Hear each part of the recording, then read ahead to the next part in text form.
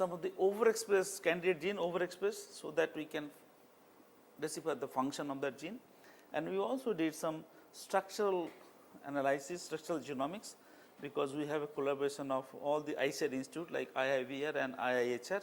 They are main producer of tomato varieties, and so they have mapping population, and they provided the mapping population to us for mapping of major QTLs against this virus.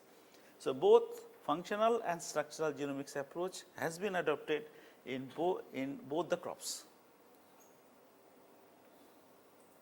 So, today I am going to talk about mainly on a functional correction of a stress response reporting, because I cannot talk everything in a 1 hour class.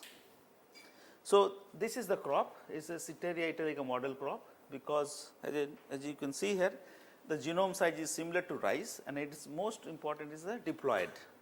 N is equal to 9 chromosomes.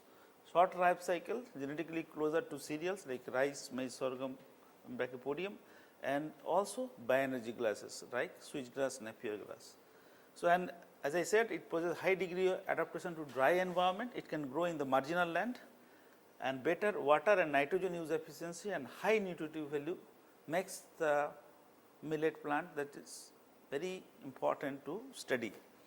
And if you see to produce 1 gram of water required to produce 1 gram of dry biomass. So, this is maize and wheat. If it is required 500, then it is required almost 250, half the water required to grow millet as compared to maize and wheat. And moreover, it nutritionally 3 to 5 times more superior. So, for any crop improvement program, you need a good collection of diverse germplasm, otherwise you cannot make a crop, because you need diversity. Otherwise, if everything is similar, then how could you get the polymorphism?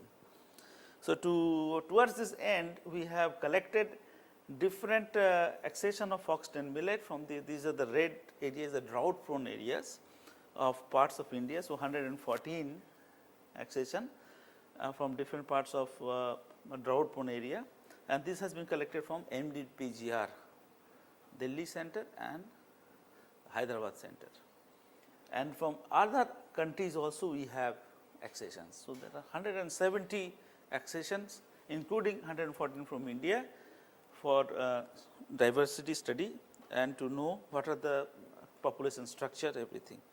So, what we did that to know the drought tolerant and salt tolerant and sensitive, we did some biochemical and physiological studies, like in terms of physiological relative water content, lipid peroxidation, electrolyte leakage, and antioxidant enzyme like APX, catalase, and glutathione reductase.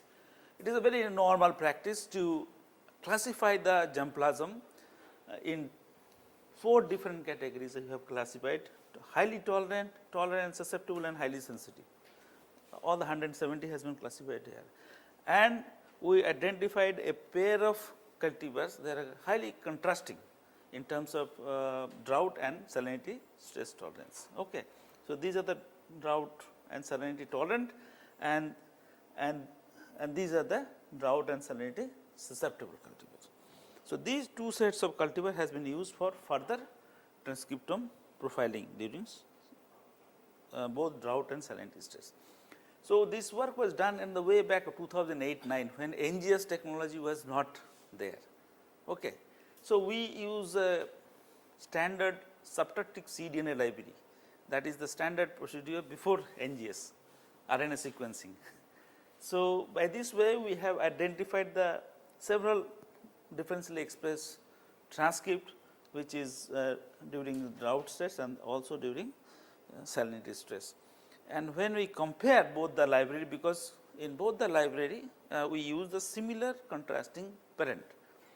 So, when we compare both the library, we found that 182 genes has been differentially expressed both in case of drought and salinity, and only 18, that is 10% gene are common between the 2 stress, drought and salinity. What does it mean? It means that for both the stresses, drought and salinity, separate pathway is involved, otherwise you will get more number of genes if the pathway are similar. So, because out of 182 only 18 genes, only 10% genes are common between the two pathway. So, we can say that a distinct mechanism to perceive and respond to salt and dehydration stress condition based on the data what we have obtained. Then from this library we have identified several transcription factors like SI means site cytoreactive dehydration responsive element binding to protein DREB. This DREB is all well known transcription factor for dehydration tolerance. So, this gene was when we make a qRT-PCR expression profiling. So, this black one is the you can see here susceptible cultivar and the hollow one is the tolerant cultivar. So, you can, and when we check the expression fold change against time, we found that the tolerant variety after 6 hours it is almost more than 7-fold inducted, and 12 hours is almost more than 8, and 24 hours it is almost 13-fold inducted as compared to the sensitive. So, when a variety is expressed a particular gene, it means there is some changes either in the gene body or in the promoter region. So, what we did, we resequence the DREB gene in both the tolerant variety and the susceptible variety. Extreme 5, because we have know out of 170 how many is highly tolerant, how many is highly sensitive.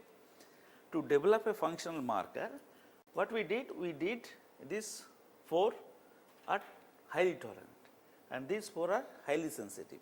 When we sequence this, resequence these DREB 2 genes in 4 highly tolerant and 4 highly sensitive, we found an SNP at 558 base pair of A to G transition. So, this synonymous SNP associated with dehydration stress tolerance at 558 base pair with an A to G transition. You can see here all the susceptible cultivar is have G and all the tolerant 4 has A. Okay. So, we develop one allele specific marker to differentiate the tolerant versus sensitive, because 170 we have phenotype on the basis of physiological and biochemical parameters. We know the which one is tolerant, which one is sensitive. There is no need, if you develop a marker which is tightly linked with the trait of your interest, a simple PCR based marker can screen the whole population. You do not need to do resequencing for all the 79. That is the beauty of marker assisted selection or marker assisted breeding. So, this allele specific marker with A to G transition, what we use, because this is a control band. So, before that G to A, one back reverse another forward primer has been developed. So, that this is a PCR control that your PCR has not missed, and this 261 base pair band, when a primer was designed with A, then all the tolerant cultivar has this band and susceptible cultivar has no bands, because when we designed the primer with A, so those cultivars which are tolerant, they will produce a 261 base pair band. Those who are sensitive, because they have G, so they do not produce any band. So, this is a classical example how a gene can be used to develop a functional marker which can be utilized for marker assisted breeding. So, then we did this simple regression analysis you might have studied to find out the contribution, the phenotypic contribution, and you found that for lipid peroxidation of this gene SI-DREB2 highly significant, and for relative water content is also highly significant. And when we did the R square, we found that the lipid peroxidation and RWC 27 and 20% of the phenotypic variation. If the trait is governed by 100%, so these two parameters, lipid peroxidation is 27% and relative water content is 20%, and explain the total phenotypic variation. So, this is a major QTL, and that can be used for marker assisted selection, because it is tightly linked. So, you can easily characterize or distinguish which variety is tolerant, which variety is sensitive. You do not need to grow the plant in a bigger and then you have to check the physiological and biochemical parameters. Simply you can use the seed, you can cross it, identify the isolate the DNA and use that primer to run. If the primer amplify a 261 base pair band, it means it is tolerant. If no amplification, it is susceptible, plain and simple. So, this is the publication that that one was in JXB, that identification of the allele specific marker, and here we have validated this marker, allele specific marker in a core set of Foxtail millet cultivar in plant breeding, and subsequently we wrote a review article how a DRAPE gene is regulating the abiotic stress response in plant, how this gene is responsible for dehydration tolerance or drought tolerant in plant. As I said that we want to analyze the stress responsive proteins. So, first of all we have to know how many genes are there, and to know this in the year 2012 two groups, one is the American, the Bennett group, JGI, Joint Genome Institute, and the BGI, China, they sequence the Foxtail millet genome, and this is the description of the genome. There is no need to go into it, but the take home message is that the two groups independently, one the American group, another the Chinese group, subsequently they sequence this Foxtail millet genome. So, that makes our life easy. So, when we see the annotation, we found that millet, sorghum and maize through this geo annotation out of 1700 genes, 586 genes were functionally annotated as a water responsive gene. Okay. So, out of this 1700, 586 has some relation related to dehydration or drought, okay, water responsive. And when we find out that there are several heat shock protein, aquaporin, MEEP transcription factor, Werke transcription factor, ADP, RF. So, these are all these genes or transcription factor we have characterized. Today I am going to talk about only one gene, that is the HSP gene, how we characterize this HSP gene. So, to know this, how many genes is present for each and every transcription factor, we develop one pipeline. And this pipeline is this identification of gene family members. First have to identify how many members in particularly gene family it has. Then we study the gene structure, chromosome location, duplication and divergence, how they are being distributed in the genome. Then we study the domain architecture and physiology and biochemical properties. Then we study the promoter and gene annotation, then expression profiling in response to biotic and abiotic stress, and overexpression through homologous system, heterologous system, that is the yeast system we use for shortly characterize the gene. So, by this way we have finally characterized 124 genes family in under this C2H2. So, we cannot characterize 124. So, we have to characterize one or two. I will give you one example that. So, just I am showing here the how we identify the different gene families for a particular class of transcription factor, like 209 identified for this MEEP transcription factor, 110 for Werke transcription factor, 160 for secondary cellular related genes, and then 23 and 25 genes for ADP ribosylation process. And based on that, we have made a transcription factor identification pipeline. This is the bioinformatics pipeline, how we identify the more than 2000 transcription factor which is present in Foxtail millet, and these are the name of the transcription factor in bracket, number of different family members will be present in each class. Okay. we have developed one database also, so that other people can utilize this information for their use. So, as I said that we have identified the gene families. Now, we have to characterize the gene, a single candidate gene, and how we can do this. So, you know that small hits of protein or hits of protein is known as chaperone, okay, and they regulate different aspect of stress defense through protein-protein interaction of the target protein. So, they are very complex association, and there are 5 different classes of this Hitchcock protein in plant. In animal system, we also have the Hitchcock protein. Not only plant, animal system we also have the Hitchcock protein, and they form a very complex network while to maintain the cell homeostasis by protein-protein interaction. So, like HSP 70, HSP 90, HSP 100. So, you will get all 5 different sets of HSPs. So, first we have to identify how many different classes of HSPs is present in Foxtail millet.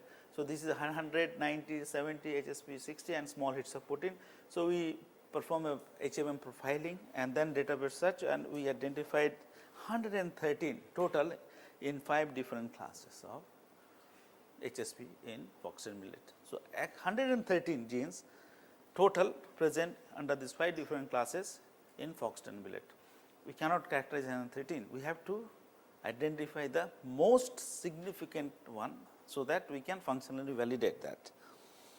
So, what we did, we checked the RNA-seq profile in the database, and we found that 37 genes out of 113, they are differentially expressed under 4 different conditions: drought, salinity, dehydration and cold. Okay. So, these 37 Hitchcock protein genes were designed for quantitative real time PCR for 4 different stresses: dehydration, heat, salinity and cold. And out of 37, 29 showed differential expression pattern in any of the 4 different stresses. And out of this single one has been differentially expressed in all the 4 stresses. So, from 113 we came down to 1 which is differentially expressed in all the 4 different stresses. So, this is a candidate gene because it is expressing in all the 4 different abiotic stress condition, not other genes are expressing in all the 4.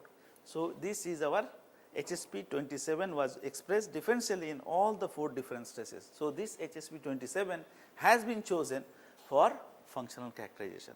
So, this is one example I am giving. So, I have shown you several genomite studies. We have identified different numbers under different class of transcription factors through genomite studies, but how one can characterize a single transcription factor or single HSP, that is molecular chaperone, out of 113, I am showing you the process. And then when we studied this HSP 27, as I showed in my previous, indeed this is the in detail in heat stress, in cold stress and salinity stress and dehydration. You can see here more than 35-fold, more than 21-fold, more than almost 50-fold, more than 7-fold. So, there this HSP 27 is differentially expressed in tolerant variety in all the 4 different stresses as compared to the sensitive one. As I said that we quickly check the expression on overexpress this gene in a heterologous system. For that, this HSP 27 has been cloned in PYES2 vector. This is an expression vector, and the cloning was confirmed by restriction digestion and sequencing. So, this is 642 base pair protein HSP 27, and when we overexpress this HSP 27 in yeast system, we found that in all the 4 different stresses, it can the HSP 27 overexpressed lines are, the colonies are germinating. It means that it is tolerant, showing tolerance against all the 4 different stresses in yeast system. That is a heterologous system, not plant. This is a heterologous system, it is yeast. To quickly check the function of any gene, you can use that yeast system, a heterologous system, whether it is showing the tolerance or not. So, when we check HSP27 with this yeast vector, you can see here heat 30% peg means dehydration, 2.5 millimolar NaCl means salt. So, in all the cases different stages when HSP27 is there, the colonies are happily growing, means they are protecting the colonies from the different stress condition. So, we can say that recombinant yeast cell overexpressing HSP27 showed enhanced tolerance to heat, salt and dehydration stresses. So, by this way you can characterize very quickly within 7 days that whether that particular gene has any function or not, because in plant system it took time.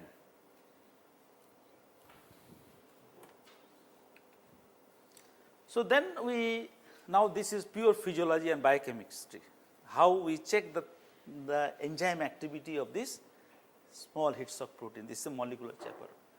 So, thermal stability in E. coli induced Ceteria HSP27. So, what we did, this HSP27 recombinant and E. coli BL21 cell extract were heated at 60 degree and 70 degree at different time points like 30 minutes, 60 minutes, actually 15, 30 and 60 minutes. HSP27 and control E. coli BL21 strain, that is the bacterial cell extract. So, from this you can see here that HSP27 after heat stress and different time they are intact, where HSP27 protein is there, but the bacterial cell lysate they are degraded in heat. What does it mean? It means that the HSP27 had the capacity to withstand the heat stress. So, the HSP27 protein remained intact after heating up to 70 degree, because you can see here it cannot degrade, whereas most of the bacterial protein from cell extract, that is the E. coli BL21 cell, these lines, but precipitate after heating at 60 or 70 degree at different time point. So, it shows the thermal stability of HSP27. Even in heat stress, it can, the protein is not denaturing, it is showing intact band. 47 means the 26 is the total size, the protein, and then the GST was fused with this GST tag. Then we check the effect of HSP27 on thermal aggregation of substrate protein. So, for that two substrate protein has been used, one is the citrate synthase, another was the alcohol dehydrogenase.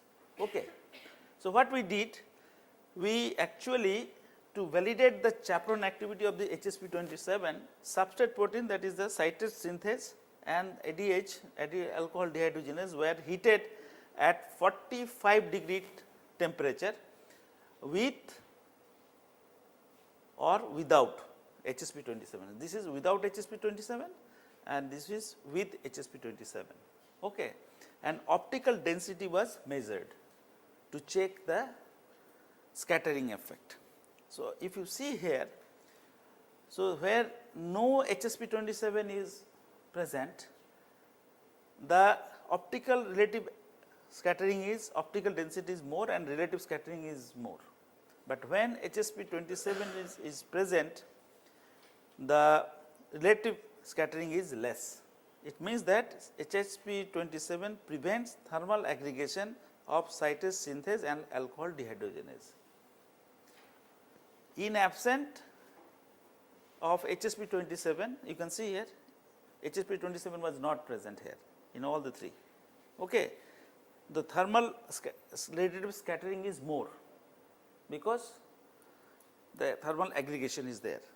But when HSP27 was present in different concentration, like here 600, here is that 150, 300 and 450 millimolar, the scattering is less because this aggregation is less actually. So, and it's the same thing is also for the another substrate, the alcohol dehydrogenase, okay, without HSP and with HSP.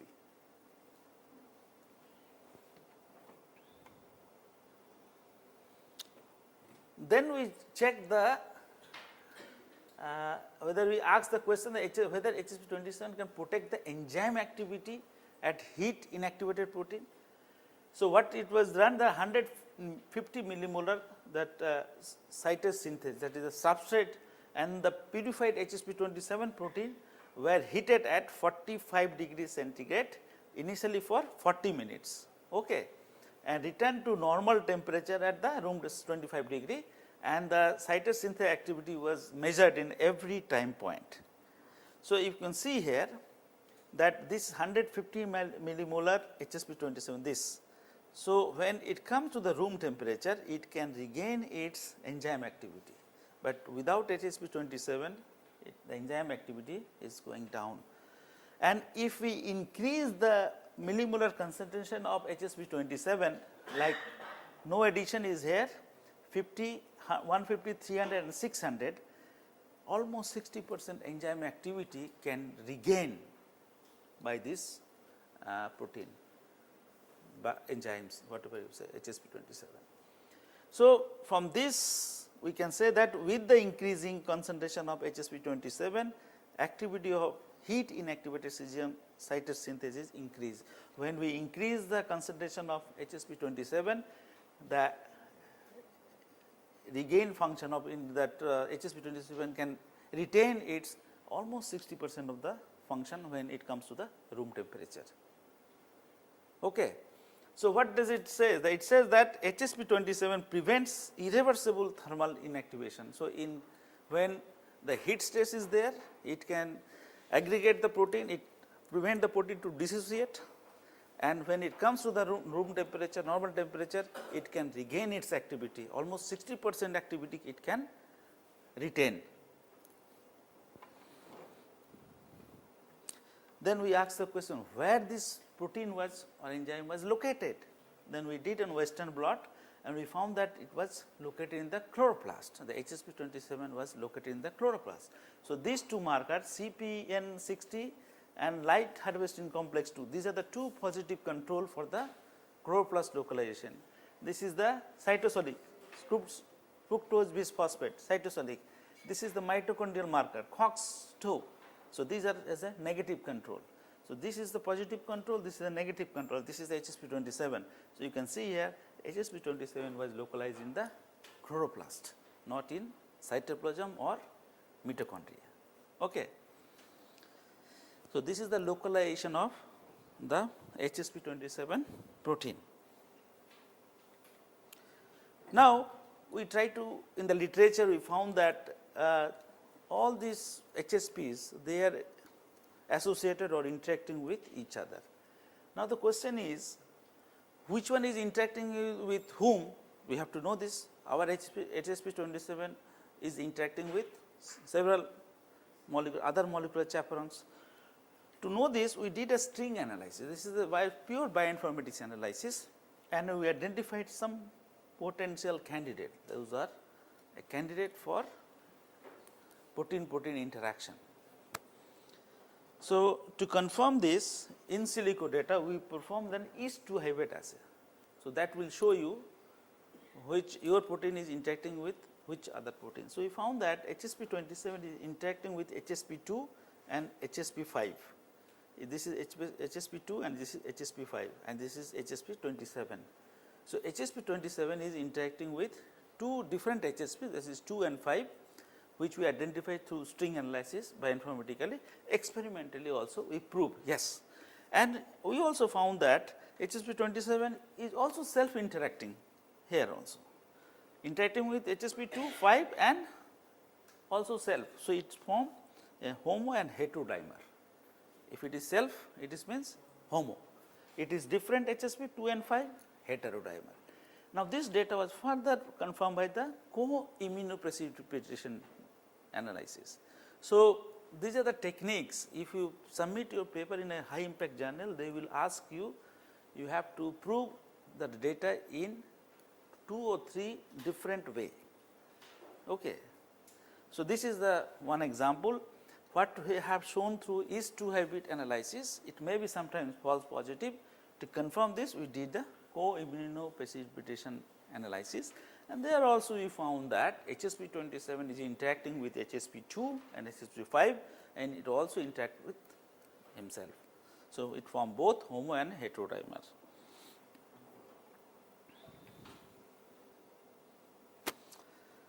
Now, we try to identify the target peptides, okay, of HSP27. HSP27 is targeting which peptides? So, for to do this, we have done in vitro pull down assay using anti-HSP27 antibody followed by LC-MS/MS analysis, okay, mass spectrometry to identify the target protein, and we identified this HSP27 through LC-MS/MS analysis target more than 100 peptides. And what are these peptides? They are related to photosystem 2, photosystem 1, ATP synthase, molecular chaperones, proteins associated with PS1, photosystem 1 and 2, live harvesting complex, chloroplast localized proteases, photosynthesis related enzymes and proteins, ribosomal proteins. So, there are, as I said, more than 100 peptides, they are distributed in all these organelles.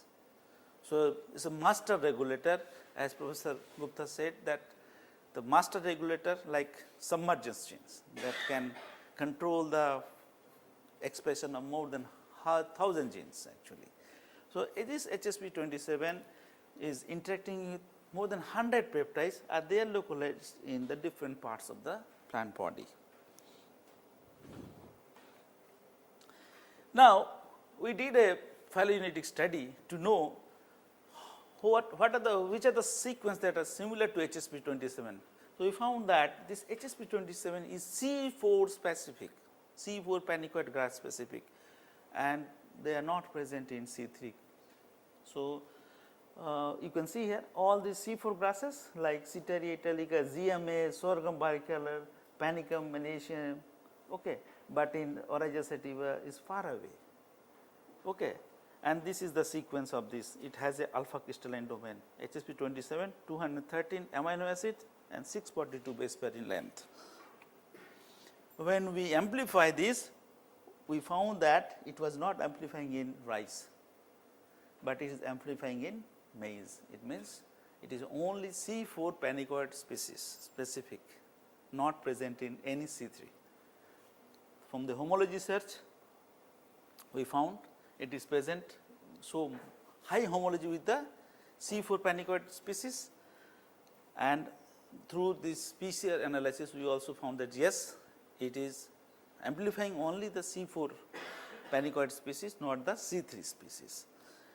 So, next step what we did, we overexpress this HSP27 in rice to know its stress responsive function.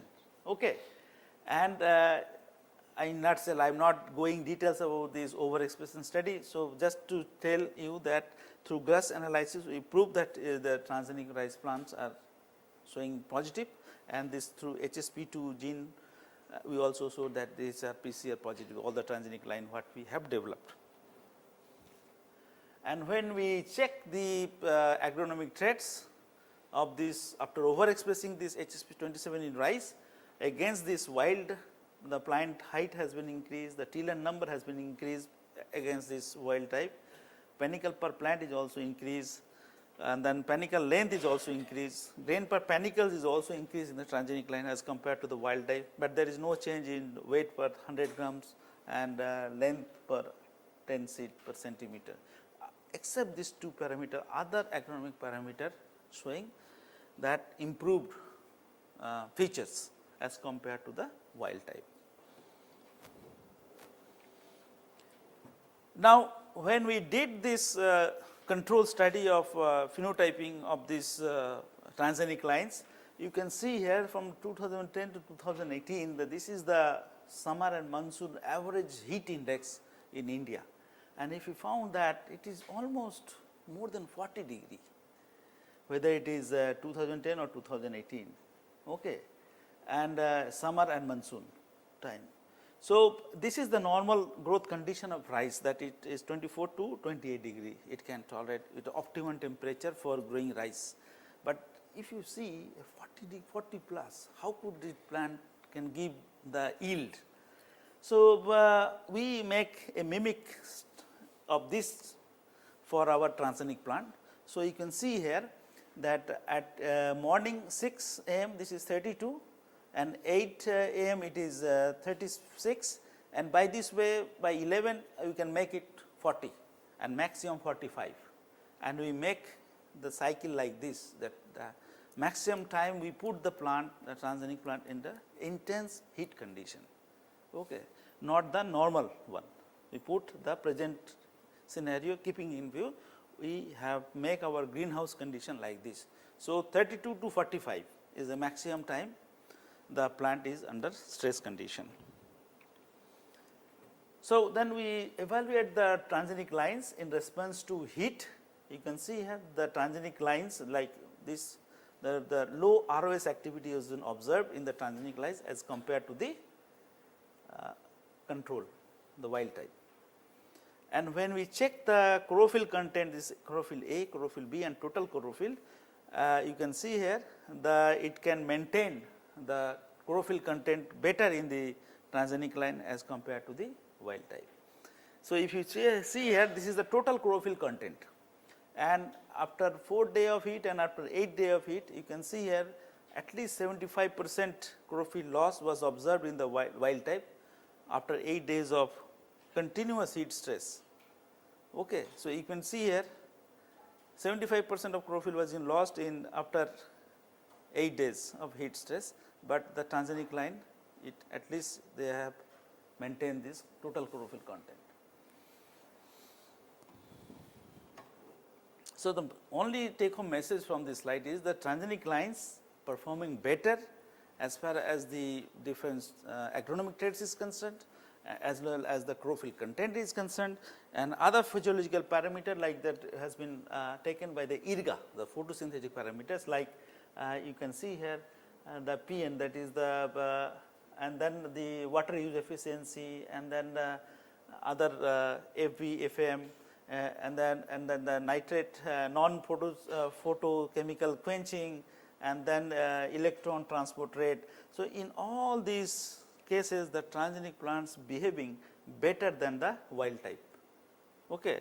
The transgenic plant displayed improved net photosynthesis, this is net photosynthesis, this is the water use efficiency, this is the photosystem 2 activity, non-photosystem photochemical quenching, non-photochemical quenching, and the electron transport rate in response to heat stress. So, the transgenic lines are better performing in all the photosynthetic parameter as compared to the wild type, you can see here. So, in conclusion, what we can say, upon heat stress the HSP27 was upregulated. You can see here that the tolerant cultivar, and it was localized in the chloroplast, and in the chloroplast they protect and maintains the photosynthetic apparatus, they protect the ribosomal integrity and translational mechanism, and also maintains the chloroplast integrity. So, by this way in transgenic plant as compared to the wild type, this HSP27 maintain the better photosynthetic protection, and also apparatus, and the other ribosomal integrity and translational mechanism, and the chloroplast integrity.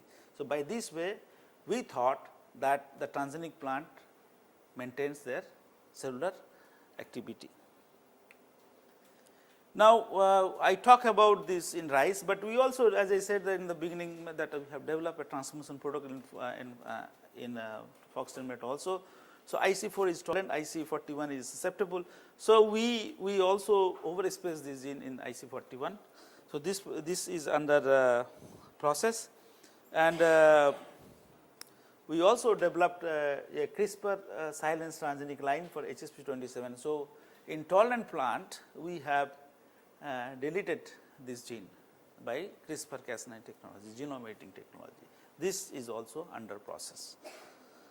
So, both overexpression that is rice, and we are doing now with Foxtail, and the down regulation or silencing, that is through the CRISPR is also. So, both way we can prove that yes, this gene is really function to against the heat stress. So, what in summary you can say that we identified and characterized 113 HSP encoding genes in Foxtail millet, and out of this 113, HSP27 was selected as a candidate gene based on the expression profile analysis by under 4 different steps. Recombinant eat cell overexpression, this is a heterologous system. HSP27 demonstrated tolerance to abiotic stresses like heat, salt, dehydration and salinity. HSP27 is a chloroplast localized protein and interact with chloroplast localized HSP2 and 5 proteins. So, they form a heterodimer and also they form a homodimer. Transgenic rice overexpressing HSP27 showed enhanced heat stress tolerance and improved agronomic traits. As I showed that when we overexpress this HSP27, which is not present in rice based on the homology and the PCR, they show better stress tolerance. Transformation protocol in Foxtail millet has been optimized and plants overexpressing HSP27 were developed, and their evaluation of abiotic stress tolerance is in progress. So, we are also doing the same thing in the parent system also. As I said in my first slide that we also work on small RNA. So, we have developed a dehydration responsive microRNA in Foxtail millet through genome-wide identification, characterization and expression profiling. So, this girl Amita Yadav, this is her PhD work. So, we did through Illumina sequencing, we identified 191 dehydration responsive microRNA. And what she did this southern blot, northern blot to check the expression of this in 2 different cultivars, contrasting cultivar under different dehydration and salt stress. And then she identified the target of this microRNA, and then she overexpressed one of the target microRNA in rice. And similarly, we also developed one microRNA database like the transcription factor database, which contains more than 2000 transcription factor, and here also 191 transcription factor, and they have been, you can click the chromosome wise, you will identify the physical location of the microRNA and other features also, what are the secondary structure and what is the annealing temperature and the primers and also. So, when we started this work for this resource development, as I said, for any crop improvement program, you need to develop resources. Prior to this genome sequencing, only 26 ESSR and 98 ILP markers were reported, internal and polymorphic marker, and 3 genes, DREB, NAC and WD40, they have been partially characterized. But over the time, you can see here, we have developed more than 20,000 SSR markers, more 176 microRNA based marker, more than 5,000 ILP markers, more than 20,000 transposable element based marker like line, sign. Okay. And so, for the gene is characterized, I have shown you all the genome-wide study and the heat shock protein that I have shown in details how we characterize this thing. So, these are all, and the databases subsequently we have developed, so that other people can know that what we are doing and what resources we have developed. So, these are the 4 databases, open access databases we have developed. Foxtail millet marker database consists of both the SSR, ESSR and ILP markers. Foxtail millet transcription factor consists of more than 2000 transcription factors. Foxtail millet microRNA database, as I showed you just now, and Foxtail millet transposable element based marker, more than 30,000 that marker has been developed for under this transposable element base. So, whatever I talked today about regarding the genomic resources development, we have summarized in this review advances in citizen genomics for genetic improvement of cereals and bioenergy grass in 2015, but now more advanced things has been done. And I recently edited one book, and this is the Foxtail millet genome. There are 12 chapters in it.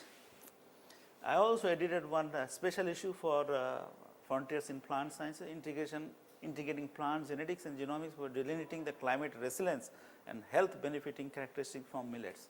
So, all 21 articles from different millets, not only Foxtail, there are 10 different millets under this topic I have edited. And in this line, in the 2nd of August I have conducted what one day national seminar on neglected and underutilized crop species for food, nutrition, energy and environment. In August 2nd, under this thematic area of genetics and genomics of orphan crops, underutilized millets for food and nutritional security, tapping the wild germplasm for crop improvement.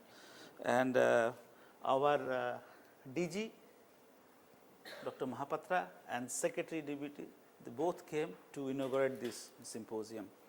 And more than 250 people have been attended and participate in this conference.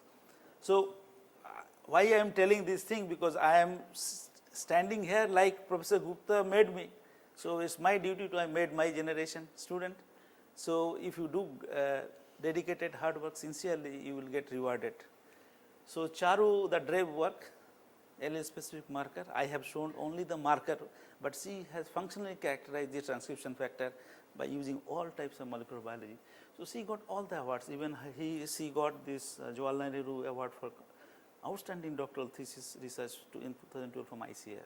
This is one, if your work is really commendable, you can get an award from ICAR also. And she got the INSA Young Scientist, Serve Women Excellence Award, Inspire Faculty Award, DVT Research Association. And now she returned back to Delhi in INSTOC, but she joined as a scientist in NVRA Lucknow in 2015. So, her work is understanding the role of SI-DRAVE2 in conferring drought tolerance in foxtail millet. Similarly, Navisha, she got the INSA medal for young scientist this year from Indian National Science Academy for her work, small RNA mediated defense mechanism underlying tomato leaf curl disease tolerance in tomato. How, as I said, small RNA regulate the disease tolerance.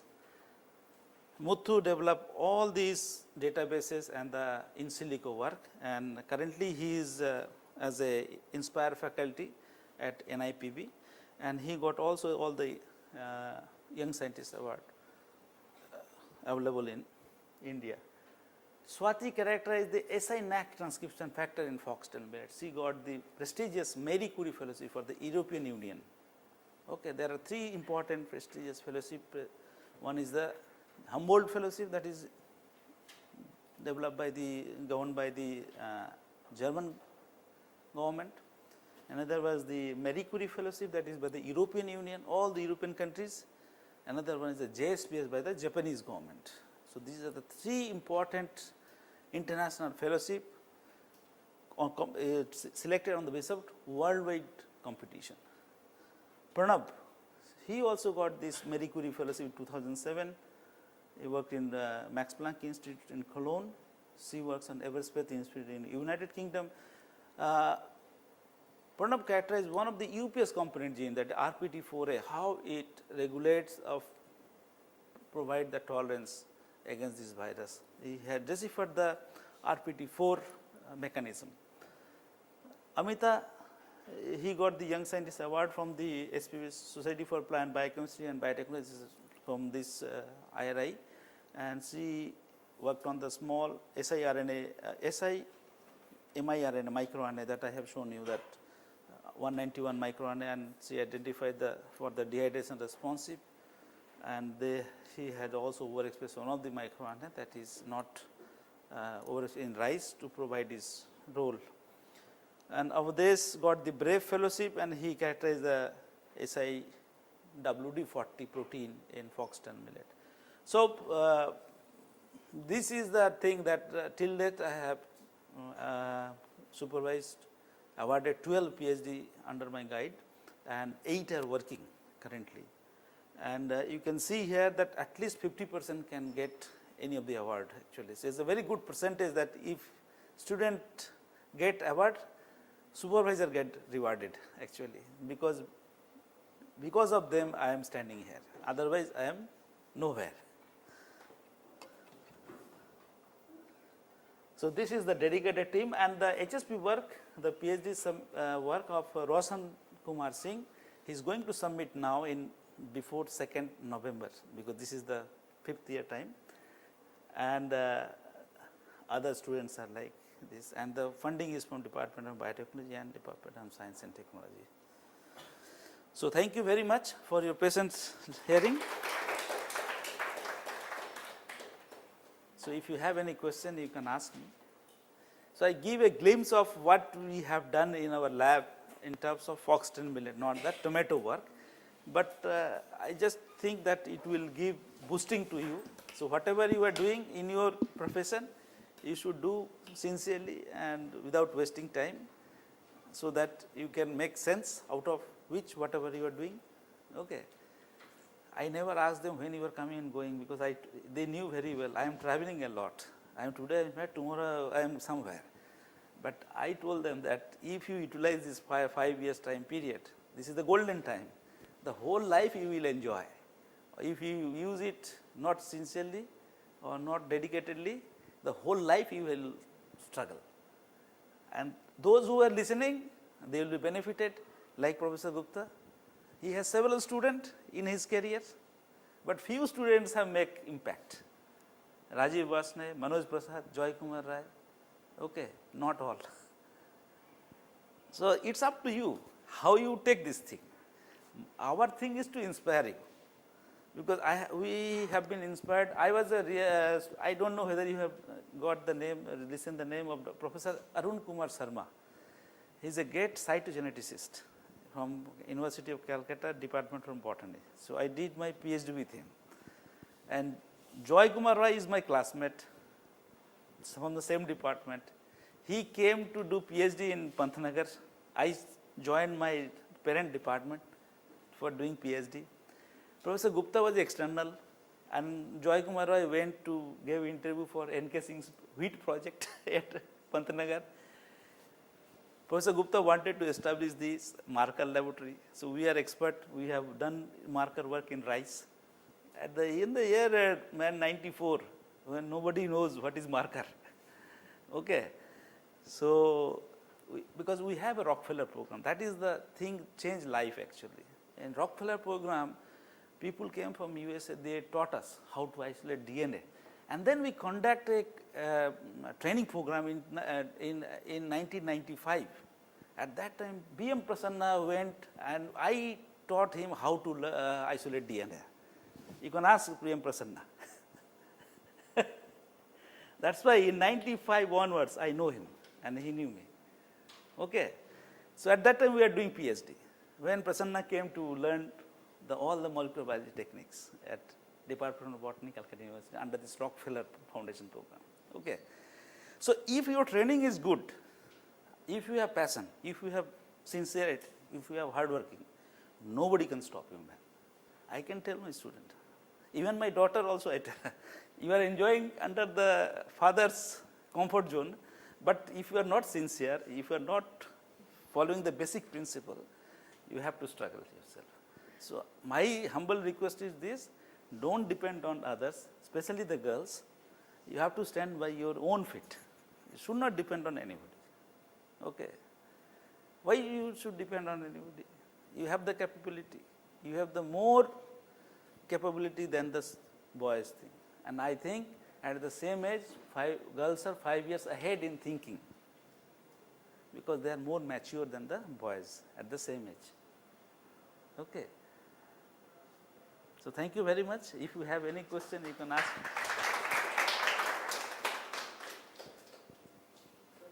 Yeah.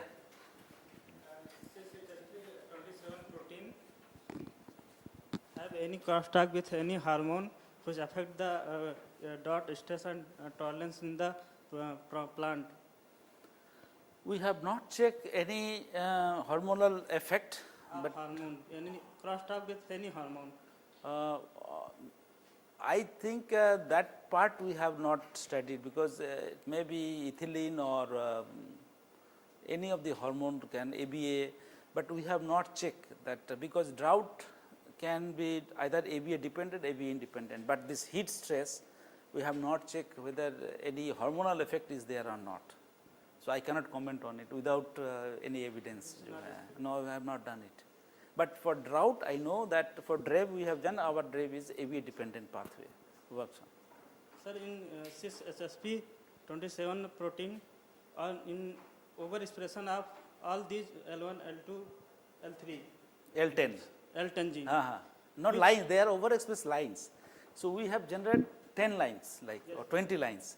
So these 3 lines they are performing better as compared to the other transgenic lines and as well as the wild type, that is the control Sir, one. in these, all of them, these gene, which gene is more expressed? Who are responsible for this HSP27?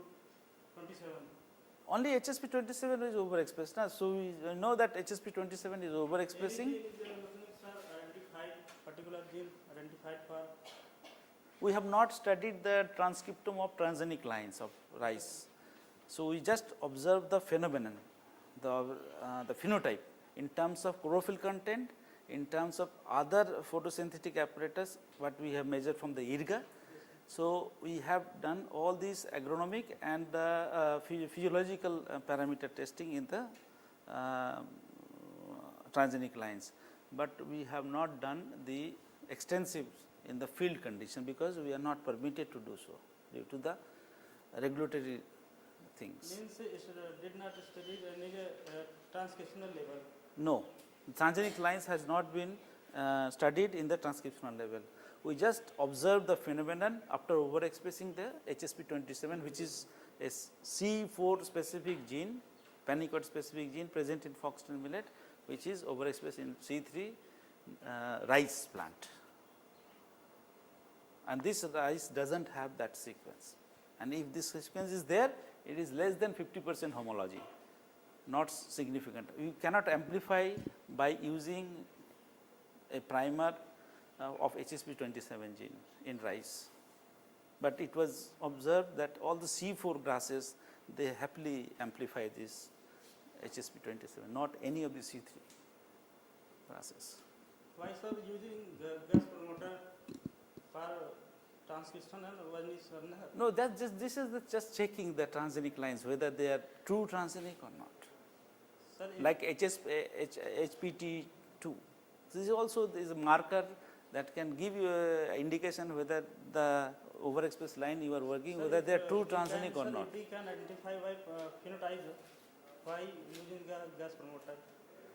No, this is just additional confirmation that whether you have the right lines or not, both molecular and you are talking about the phenotype, that is the observation. But this is the molecular evidence that yes, the lines which have developed, they are real transgenic lines. Thank you, sir. Thank you, sir. Probably you are confusing two things.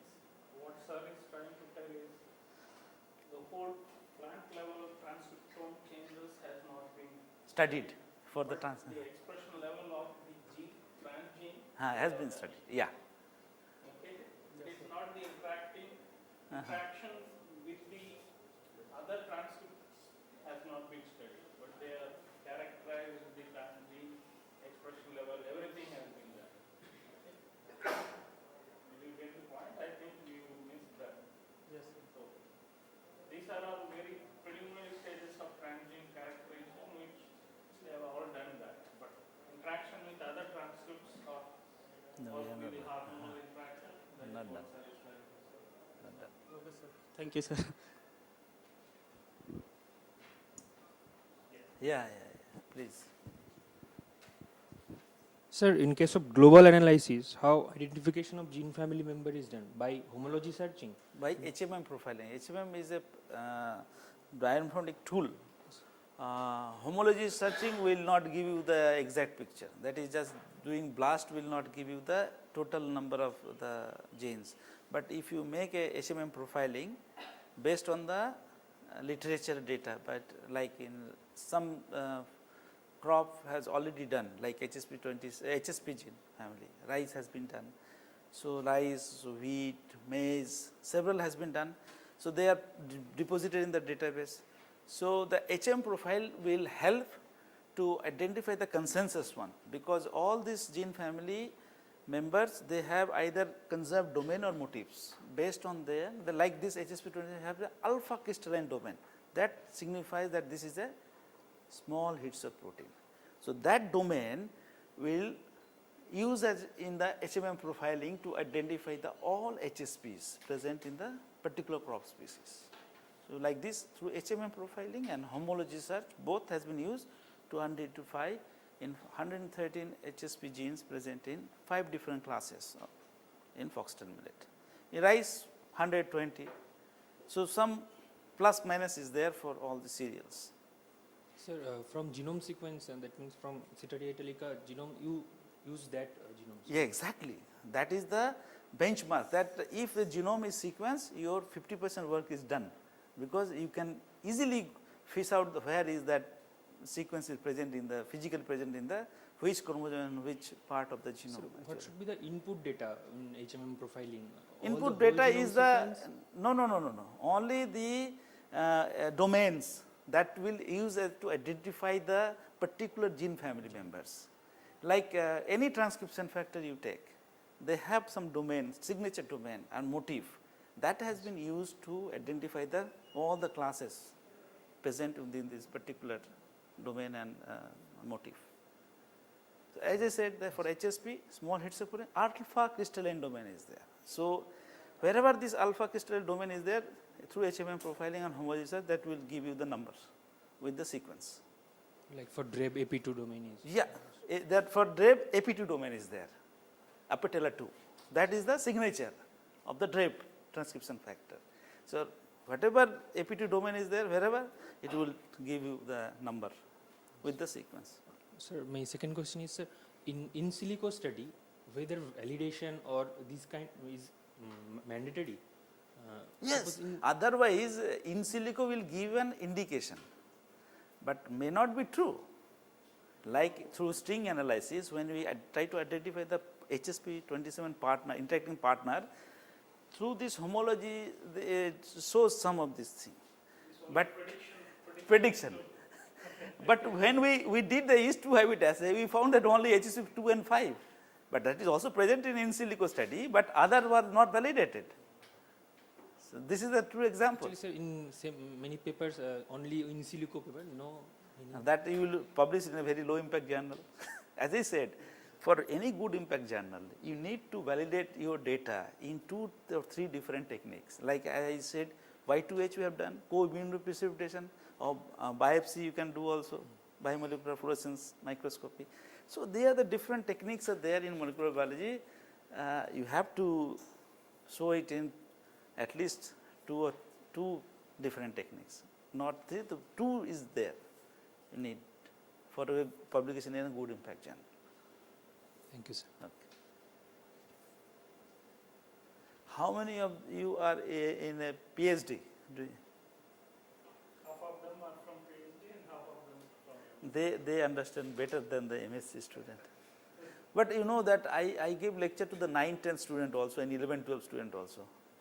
And for that I make this slide more basic, like this. What I have shown you, that over expression, I put that one sequence high yielding with marking red, the gene that is absent in the low yielding.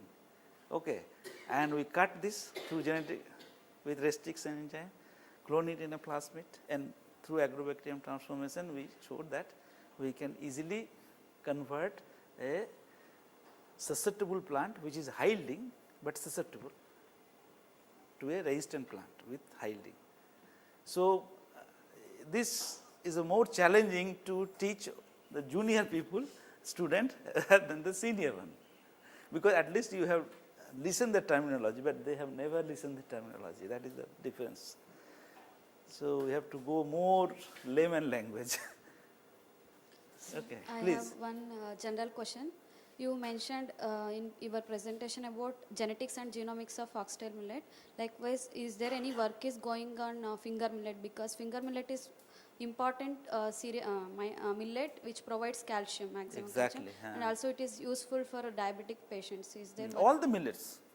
Why, you know, But why it mostly is why ragi it is was used for finger. diabetic? Because What is the characteristics? energy, it releases slowly, energy in No. slow release. So, if you check the glycemic index of all the millets is below 40 or below 50, but rice is above 70. So, because all the millet contain high amylose content and good resistance starch, high amylose with good resistance starch. So, if it is the crop has high good resistance starch and high amylose content, when we eat the food as a carbohydrate, the millet as a carbohydrate, due to presence of this good resistance starch and high amylose, the conversion of carbohydrate to glucose is very slow. Wherever when we eat rice, where the good resistance starch is not there, the amylose content is also low. So, whenever we eat rice, it quickly convert into glucose and infuse in the blood. So, that is why the blood sugar level goes up. But if you eat millet, the conversion of carbohydrate to glucose is slow due to the presence of good resistance starch and high amylose content. That is why the glycemic index in all the millets are less than 50, whereas in rice it is more than 70. So, now some private companies, they have developed low GI rice. They say that is the brown rice, not the white rice.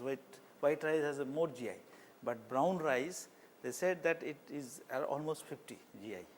So, that is because they have increased the amylose and good resistance starch.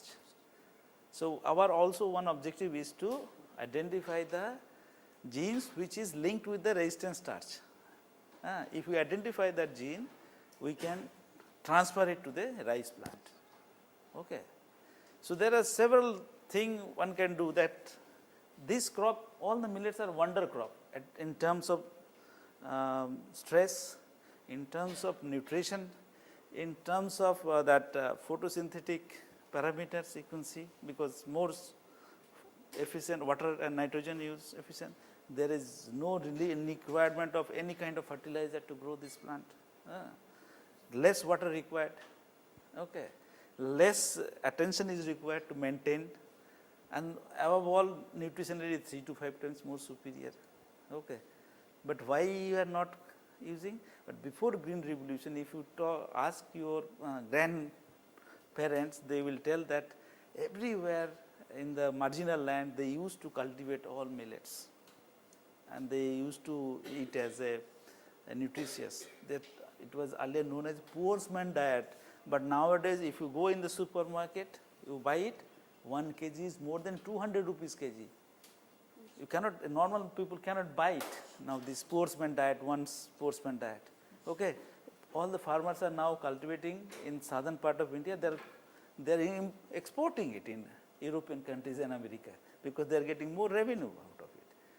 Because this is a very good cereal crop for the address the malnutrition problem, actually, I can tell you. Like the finger millet, more than 500 calcium is there. It is a wonder, you cannot find it. Where rice has less than 30 calcium content. But after the green revolution, scenario has changed actually. The food habit, people like rice to eat, and it was consumed major part of India, southern and the eastern part. Okay. But this crop before green revolution was well cultivated. But now the people are understanding the importance. So now they slowly started. The southern part, at least I know, Tamil Nadu and Karnataka, the acreage of that cultivation has been increased, because due to the nutritional value and the good return from the market also. Okay. It is almost, if it you can had the power to compete with the basmati in terms of export. Okay. Because the European and American, they use this millet to feed their birds. Okay. So their birds are much more healthier than anybody else, because they are getting more nutrition by eating that millets. Okay. But now if you go in southern part, you will get ragi dosa, ragi biscuit, everything. Even we eat daily ragi. Yes, and that is much more healthier actually. Yeah. So you can know better. Is there work is going on ragi in NIPG also? Only I do with Foxtail millet, because it was given because in institute we are very focused. I cannot work in any XYZ crop. So I have a focus that this crop I have to uplift as a minor crop. So I work. But the resources whichever we have developed now, I make as an open access database. So you can use it, the resources, because we have made also CMAP interface that can help you to identify the homologous orthologous genes in other species like rice, maize, sorghum, brachypodium due to the CMAP interface. So, if you want to know the like our acid rev homolog or ortholog, you can easily find out in any other crop species. Okay.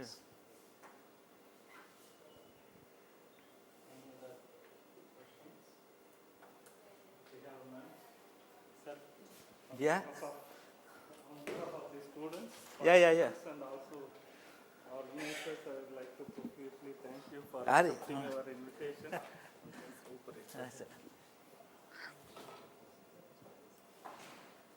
We have a small token of remembrance.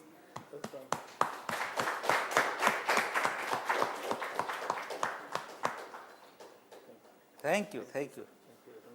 Thank you. Very good. Hey, sir. Please, please.